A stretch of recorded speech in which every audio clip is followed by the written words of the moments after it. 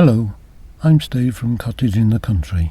I thought I would show you how I made a good fireplace surround from a bad and an ugly one. I used as much of the existing surround as I could. I started by carefully stripping out all of the wood and taking it to the workshop. This even included the old hearth made from a kitchen worktop, leaving the bad and the ugly tiling on the wall to eventually disappear behind the new surround.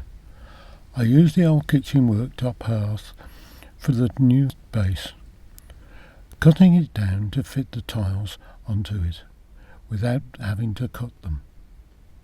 I fixed cut down pieces of skirting board around 3 sides, then painted them white. I fixed the 3 main tiles to the base with adhesive, making sure there are grouting gaps with the aid of 5mm tile spacers. The 2 small corner tiles were left off to allow the base to be fixed to the concrete floor.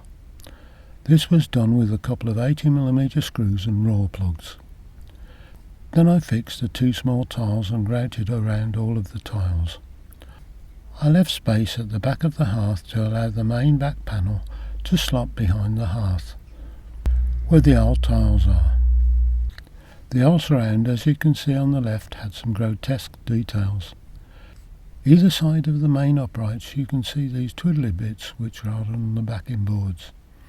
These were slung into the wood store to gain dust. Hence, as you can see on the right, we ended up with a much cleaner look. I reused the 2 main uprights without the twiddly bits on. Also, the top cross member, which was cut down to length to suit tiles. This assembly was then painted white around the outside members, and the board was tiled and grouted to match the base. At the top of the main back panel, marked with red arrows, are the 2 fixing points.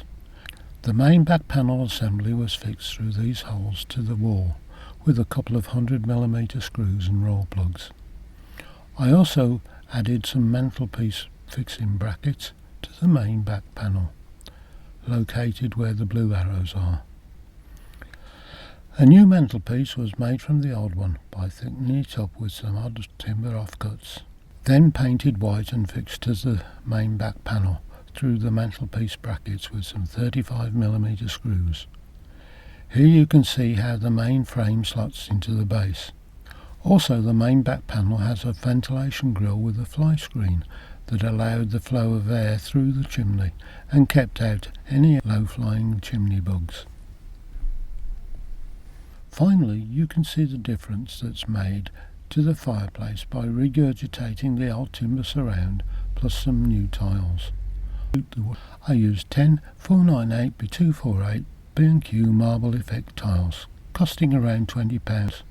Also a ventilation grill with fly screen, costing less than £1, plus some grout and paint that was lying around during the house refurb. Not bad for an all-in price of £21, plus about 3 hours of my time to strip and modify it. Now only the good remains. Please like and subscribe if you found this interesting. Bye for now.